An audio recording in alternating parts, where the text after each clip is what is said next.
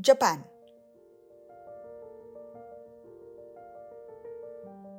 It's a country where people, culture, and technology come together in an amazing synchrony, making the sum greater than the parts.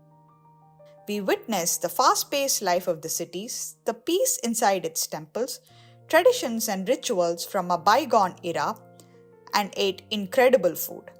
In this video, we will break down our trip and provide an overview of our itinerary, places to visit, and the cost of the trip.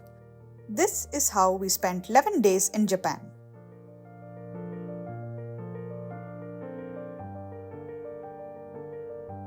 We arrived in Tokyo's Haneda airport. Our first 2 days were spent taking day trips out of Tokyo, which allowed us to capitalize on the jet lag. We spent the next 3 days in Tokyo City. We headed to Hiroshima for 1 day.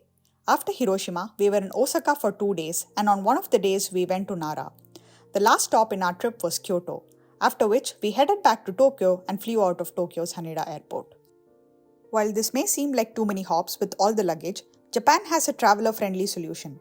Luggage forwarding services such as Kuroneko pick up the luggage from one hotel and deliver it at the next.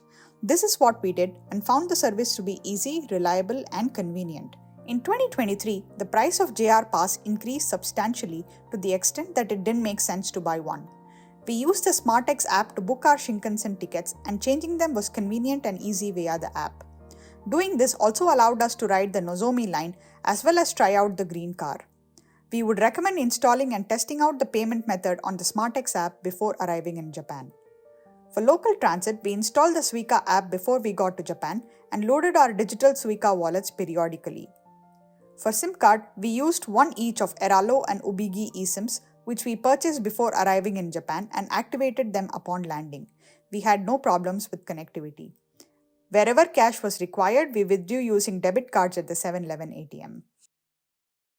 Now, let's move on to the day-by-day details of the itinerary.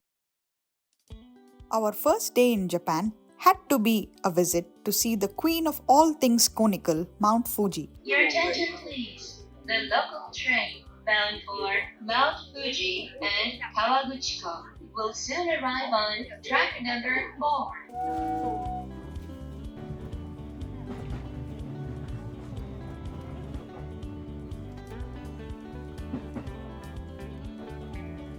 We are here at the Shimoyoshida station, from where we have our very first view of the beautiful Mount Fuji. From the station, we walked for about 10 minutes, and then a short 10-minute hike up a hill brought us to the Chuerito Pagoda.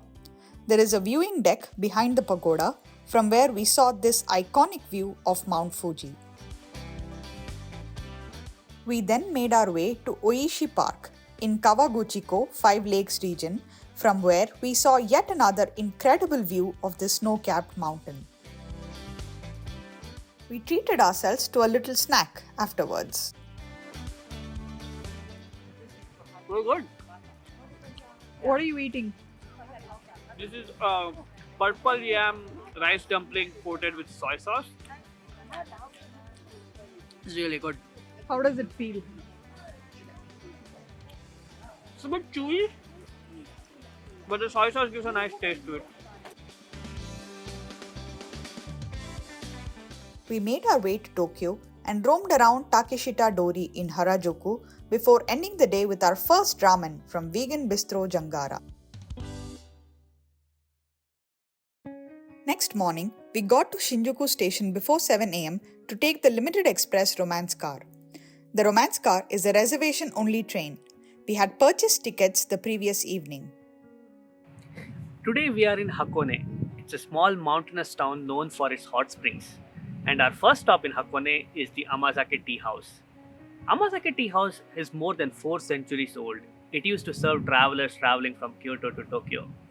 They are known for their Amazake, which is a rice-based drink, and we are really excited to try it out. At Amazake Chaya, in addition to the Amazake, we also had the glutinous miso oden balls and fuwa fuwa mochi, all of which were varied in texture but equally delicious. We are now walking on the old Tokaido Trail. Tokaido Trail is a route that connects the city of Kyoto to Tokyo. During the Edo period, travelers used to take this route to travel between the two cities. The Tokaido Trail is also a very important for us because we have played the game Tokaido a lot, which basically depicts the Tokaido Trail in the form of a board game. So we are very happy that we get to play the game and also live it in real life. We walked for about 3 kilometers on the Tokaido Trail before ending up at the Moto Hakone. We then made our way to the Hakone Jinja Shrine, which is a Shinto shrine, and offered our prayers. After that, we took the gondola to go to the Owakudani area. Owakudani is a volcanic valley in Hakone with active sulfur vents, fumaroles, and underground geysers. The water from these geysers goes directly into the several hot springs and onsens in Hakone, an experience we highly recommend. The eggs boiled in the waters from the geysers have a black shell and are believed to extend one's life by 7 years. I have this black egg in my hand and I'm going to try this and see how this could taste.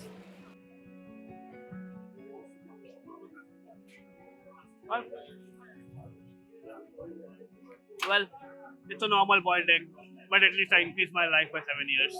Other things to do in Hakone include the open air museum in Gora, a bath in an onsen, Hakone Tours and Railway, Gotamba outlets for shopping, and time and budget permitting, a stay at a ryokan. We got back to Shinjuku around 8 pm and had a vegan sushi dinner at Gonpachi Shibuya before calling it a day. Today morning, we have come to the Hansoge temple. It is located in Asakusa, Tokyo. The Hansoge temple is one of the oldest Buddhist temple here in Tokyo. It has a magnificent structure and a lot of history behind it. So let's go check it out.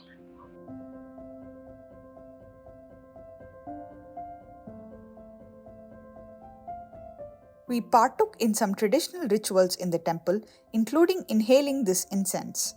We also indulged in some fortune telling or omikuji.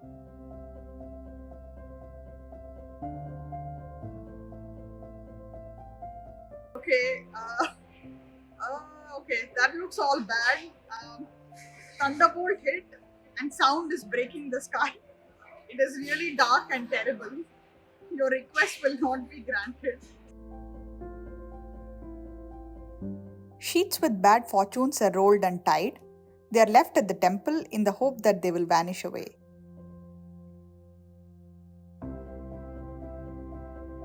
We decided to forget that rather disastrous fortune by indulging in some delicious treats. Nakamise Dori is a street leading up to the temple, lined with shops on either sides, selling vegetarian-friendly snacks, souvenirs, and more. Very soft and chewy. Okay, so these are rice crackers and looks like they've coated it with some spice mix. My guess is it's going to be nice and crunchy. Let's see. Oh wow. While in Asakusa, we would highly recommend checking out the shops in Kappabashi Street, which sell knives, ceramics, and all kinds of kitchen items one can think of. For sunset, we headed up to the observation deck at the Tokyo Skytree, which is just a short train ride from Asakusa. We stayed there until well beyond sunset to see the night views of the city. We began the next morning in an idyllic setting at the Meiji Jinjo Shrine, located bang in the midst of all the hustle and bustle of Tokyo.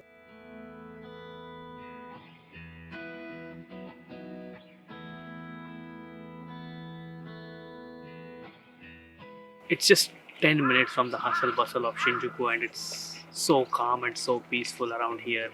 You don't hear any sound of trucks or buses or trains or anything, just birds chirping.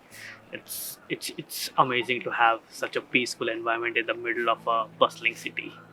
After a peaceful time in the temple grounds, we headed over to see the action and crowds in Shibuya. We witnessed the scramble at the Shibuya crossing from the deck at Magnet. We also checked off a big bucket list item, visiting the Pokemon store. We bought 2 of these to add to our plushies collection. In the evening, we went to Akihabara, the electric town of Japan. There's everything ranging from traditional gadgets like cameras and laptops to tinkering tools like these wire spools. There's also gadgets for other types of fun. Perhaps the one thing that blew us away was seeing these in electronic stores. Japan surely has its priorities sorted.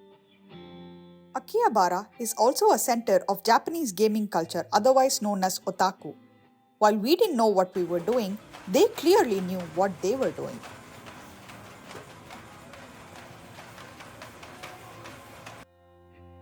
On our final day in Tokyo, we headed off in the morning to do some shopping in Shinjuku and Ginza.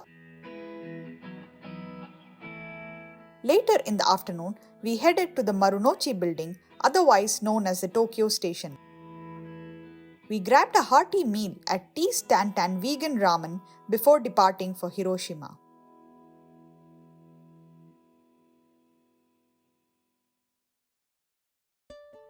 It's a cold and crisp spring morning here in Miyajima, and we are now exploring the Itsukushima Shrine, which also has the famous Otori gates on the water.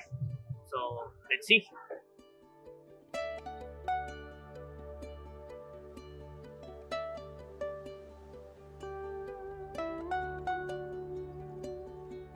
We took some time walking around the temple and the temple grounds nearby. We passed through these beautiful alleyways on our way to the gondola station. There, we took a ride to go to the Mount Meisen Observatory. The ride is split into two types of aerial ropeways, a traditional gondola and a funicular type. From the observatory, we went on a short 30-minute hike to reach the Reikado temple. Here, the fire is said to have been kept going for more than 1,000 years, and the water that is boiled using that fire is available to drink. Another short 10-minute hike from the temple brought us to the peak of Mount Meisen. We arrived just in time to hear the music that is played at the top of the hour. We took the gondola back to the base of the mountain and strolled past the Omotesando street. We then rode this cute thing back to Hiroshima and got down at Gembaku Dome. Yes, you guessed it right. We are now at the atomic bomb dome here in Hiroshima. It is said that it's exactly right over this dome where the first atomic bomb dropped on Japan exploded. It's a very tragic moment in the history of the World War II. There is a cenotaph, a children's peace memorial, and a museum, and they are all a must visit in our opinion. To end the day, we had Hiroshima-style okonomiyaki for dinner at Jirokichi. In the Hiroshima-style okonomiyaki, ingredients such as a pancake, noodles, cabbage, eggs, and cheese are assembled and grilled in distinct layers.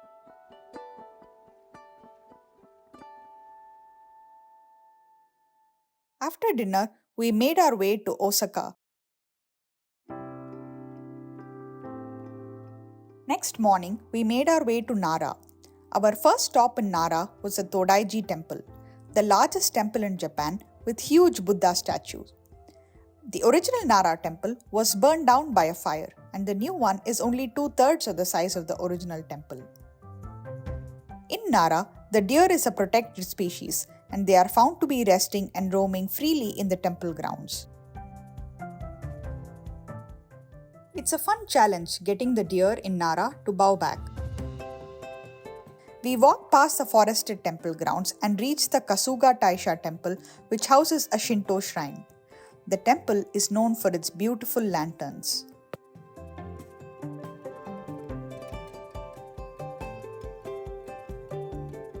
These lanterns here, they have carvings on the outside, which symbolizes some sort of like letter, some writing, and on the inside they have a white paper.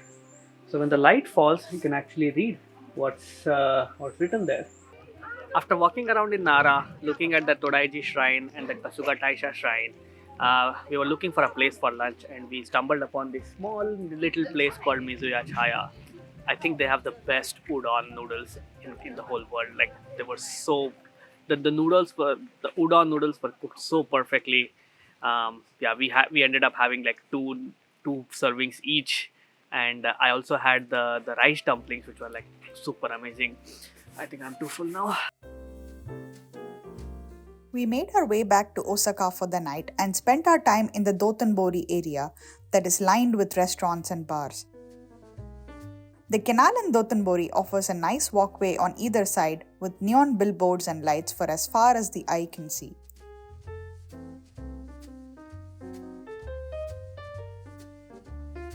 We began our next morning by visiting the Osaka Castle. From there, we made our way to the Fushimi Inari Shrine.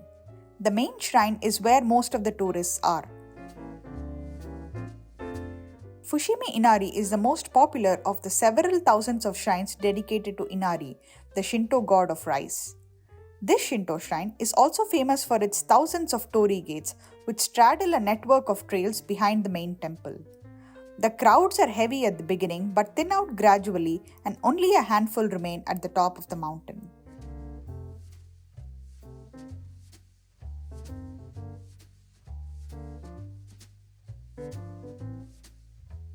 Along the way, there are also statues of foxes and bulls, and there is a small shrine at the top of the mountain.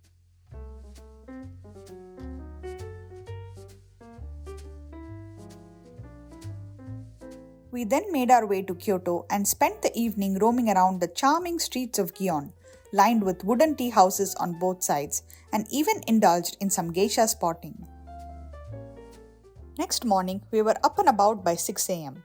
We headed up the cobblestone pathway past the Yasaka Pagoda and then on to Ninanzaka and Sananzaka, which are two of the most famous streets in Gion. The wooden houses dotting the streets make for a very picturesque view.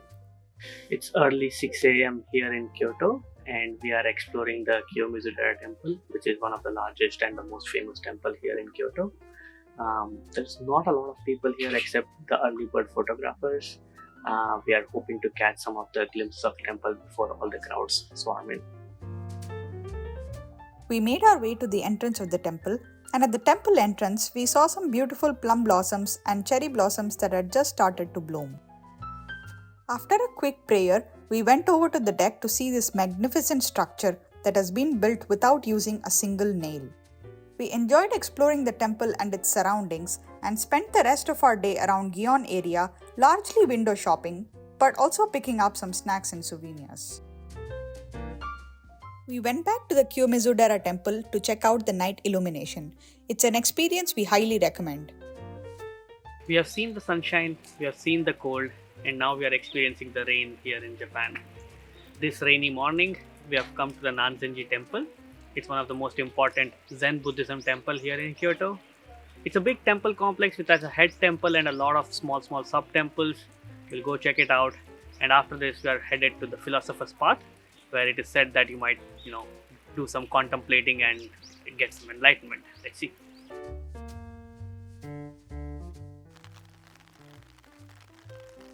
We walked to the Philosopher's Path, but the rains didn't seem to stop. We didn't let that deter us as we walked along the path and even saw the occasional cherry blossom tree. We did see several plum blossoms though. One of the main wish lists for our Japan trip was to see the sakura, the cherry blossoms, and we have finally managed to do that in the last day of our trip in Japan here at the Kyoto Imperial Palace. On our final day in Japan, we headed back to Tokyo and spent some time in Akihabara, which was our favorite neighborhood in Tokyo. In the evening, we took a go-karting tour on the streets of Tokyo. It was a super touristy and a super fun way to end our trip. A visit to Japan is incomplete without talking about its incredible food. Despite being vegetarians, we got to eat delicious food throughout our stay. We had different types of sushi, ramen, udon, and soba. We also had several appetizers and snacks such as egg and fruit sandwiches, onigiri, takoyaki, and more. And we tried as many Japanese desserts as we could. Detailed information regarding our vegetarian food adventures are written up as a blog post and linked in the description below. Coming to the big cost reveal. We leveraged credit card points to reduce our cost as well as increase the luxury factor for our trip. We flew business class both ways.